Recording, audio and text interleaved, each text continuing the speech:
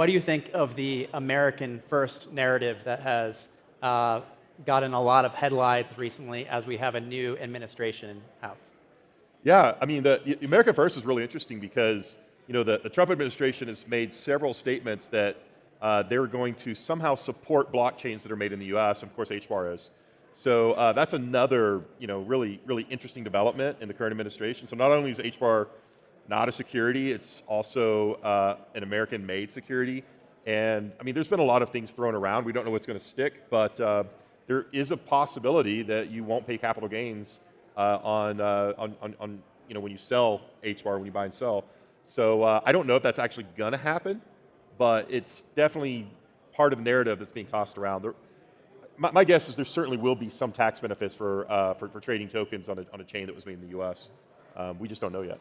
That is the CEO of Canary Capital, the individuals who have pioneered Bitcoin ETFs thus far, but now more broadly the cryptocurrency space as a whole. And of course, their 19B filing has now been acknowledged by the SEC, starting that clock towards us getting a HBAR ETF. And it looks very, very likely. And there he was talking about potential tax benefits, which has been hinted at and even stated by the current administration within the United States, and kind of relates Hedera to it.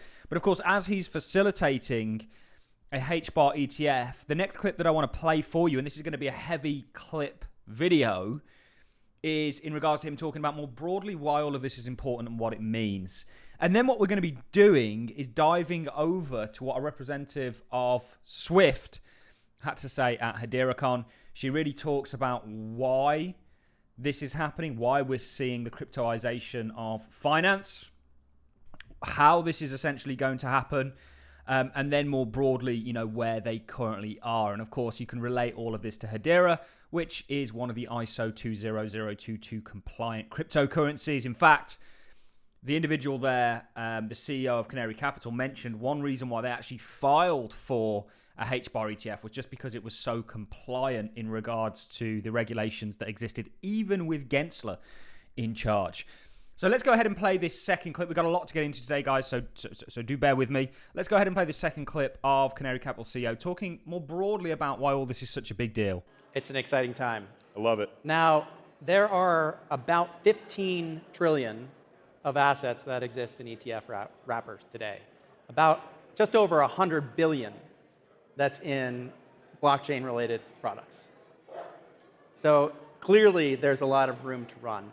When you think about the population that exists that has assets in brokerage accounts and may not yet have interacted in a Web3 environment, what does that mean in terms of your strategy around bringing this product to market? Why is an ETF an effective wrapper? Yeah.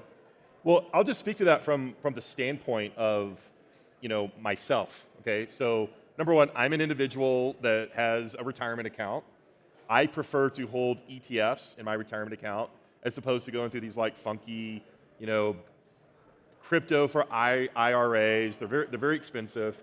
So ETFs make it really easy to hold in my retirement account, first of all. It also makes it easier for me to trade.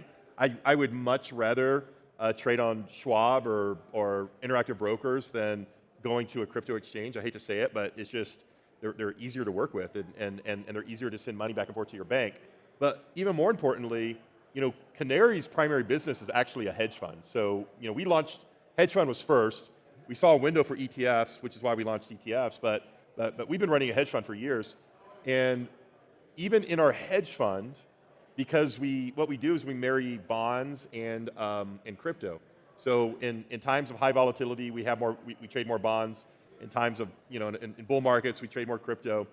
And it makes it easier for me to trade the crypto ETFs than it is to be on an exchange or OTC. Because if I want to move into bonds very quickly, my account's at Bank of New York Mellon, I can trade the crypto ETFs, trade out of them, buy bonds same day. If I'm on an exchange, I have to settle that trade, move the money from the account to the bank, back over to Bank of New York. A week later, things could have changed, and I still don't have my bonds. So as a hedge fund manager, it also makes it way easier for me to run a diversified strategy. So look, there's just a lot of good reasons why an ETF wrapper makes sense to a lot of people. And that's really what this is about. You know, what we're yet to see for the cryptocurrency space is it be allowed to be an asset class. Those walls are now being broken down. We're going to see the continuation of that this year. And HBAR is one of the first in line. In fact, over XRP and Solana, it will theoretically be the fourth. I think Litecoin will be the third crypto to get an ETF. That's a big deal. And then it can become part of an actively managed portfolio with all these hedge funds that manage. He mentioned 15 trillion in ETFs. There's hundreds of trillions in regards to funds under management that will potentially be able to gain access to Hedera Hashgraph through an ETF in a kind of seamless fashion. We've had Duncan Moyer on, who of course is now the president of 21 Shares, to talk to us about ETFs more broadly, and there are a lot of benefits to them.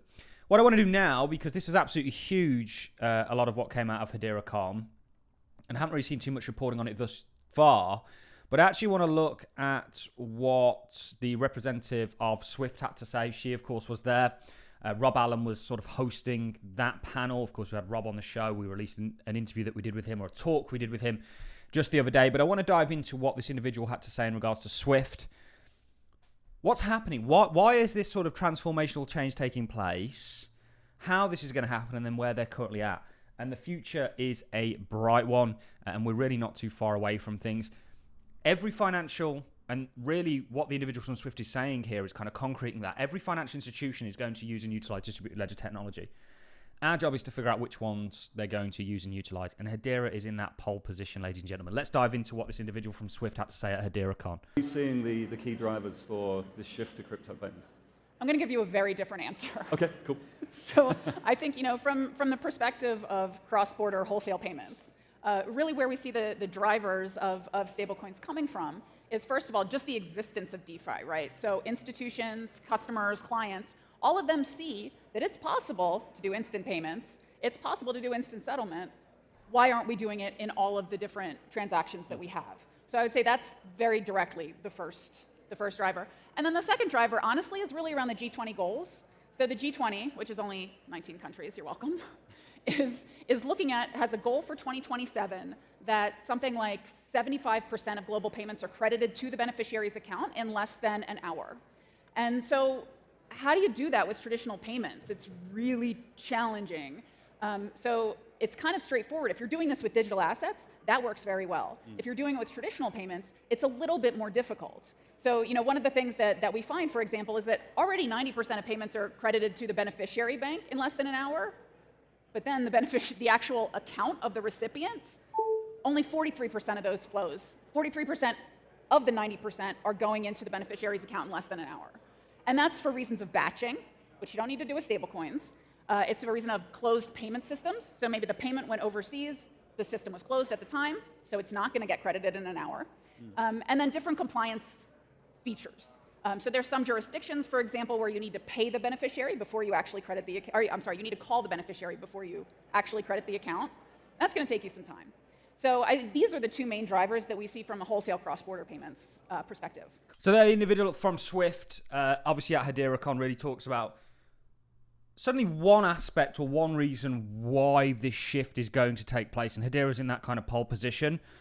Let's talk about how this shift is going to take place. They mentioned compliance. They mentioned standards. We know ISO standards are a thing, and Swift is looking to implement completely and move away from this dual standard system, ISO 20022 messaging, by is it November this year.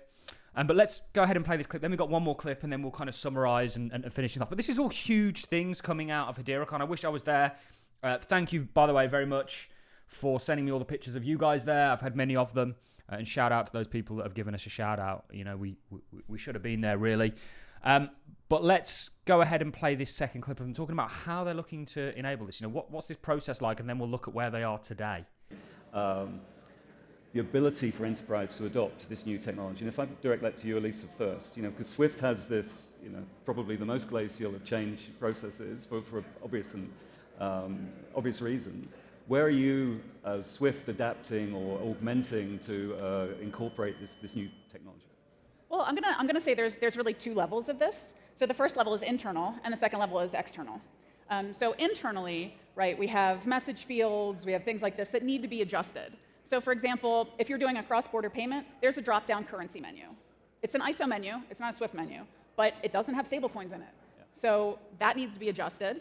The size of the fields needs to be adjusted. Right now, well, we're in the process of making changes like this, but the size of the field will fit a BIC number. It won't fit a wallet address.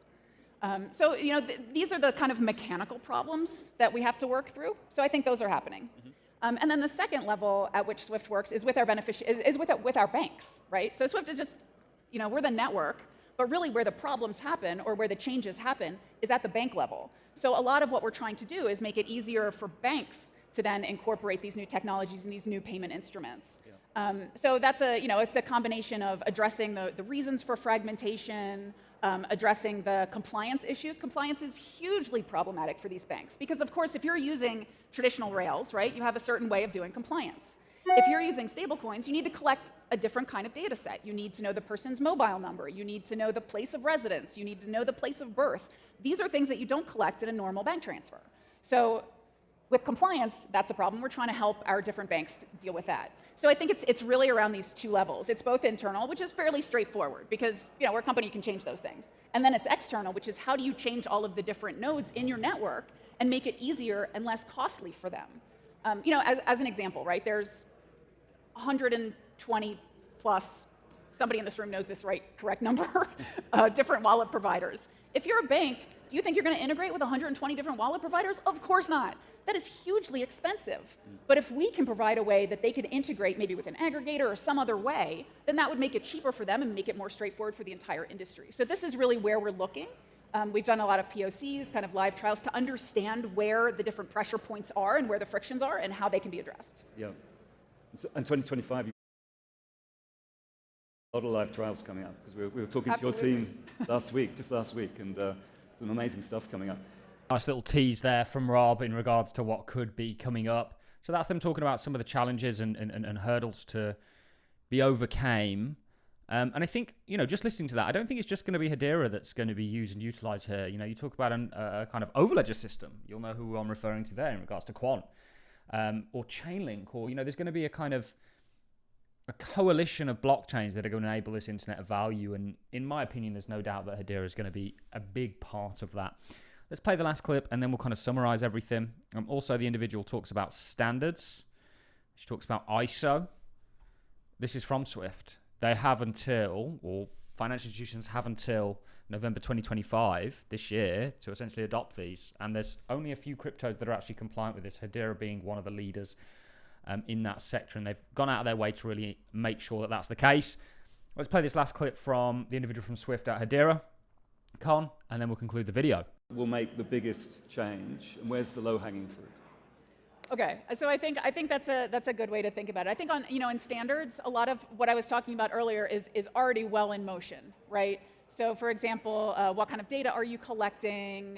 What do you need? How are you doing compliance? How are regulators doing this? This is all in progress. I think the question of interoperability is a little bit more tricky, right? Because what we're seeing with stablecoins is this explosion of new types of financial instruments, which is fantastic, but it also increases complexity enormously. Yeah. And so how do you simplify that so you make sure that there's still a stable flow, right? And you make sure that everybody can access this, because right now that is definitely not the case, right? You certainly have different sectors that are using it heavily and some sectors that are not using it at all, but that should be using it. So I think in terms of, we've focused a lot on financial fragmentation and how to reduce that. And it's not just a story about one company doing it. It has to be a collaborative effort. One of the things that we're doing is working very heavily on digital public infrastructure. And this is interesting because this is the idea that you have institutions and you have governments which traditionally have not built payment rails, right? Payment rails are often built by the private sector and sort of backed up by the public sector. And now we see the public sector saying, oh, there's all these things going on. We actually have to be involved in this. And you see this movement of national payment systems, of different regulations about AI and DLT and stablecoins. And so how are all these things coming together? And so we're really working to collaborate with different institutions and different governance now on the public side to see how that can reduce some of the problems with interoperability that we have from this hugely fragmented sector. Chainlink certainly comes to mind, but Chainlink doesn't do, they don't do the tokenization, they don't do the actual movement, they just do the messaging. And, you've got a DLT like Hedera that obviously has I think, clear advantages to many of the others out there. Ladies and gentlemen, that is it from me. I hope you enjoyed this video as much as I enjoyed presenting it. We'll keep you up to date with more to come in regards to what's been spoken about at HederaCon. I wanted to combine the two there because we've got two very bullish narratives. One is Hedera actually becoming an asset and entering portfolios through ETFs. And it's going to be one of the first that's going to be able to do that. The second is actually the use and utility of Hedera by institutions like Swift and the 11,000 banks that they have under it. Guys, that's it from me. I'm going to love and leave you. Thanks for watching, everyone. I'll see you all in the next one.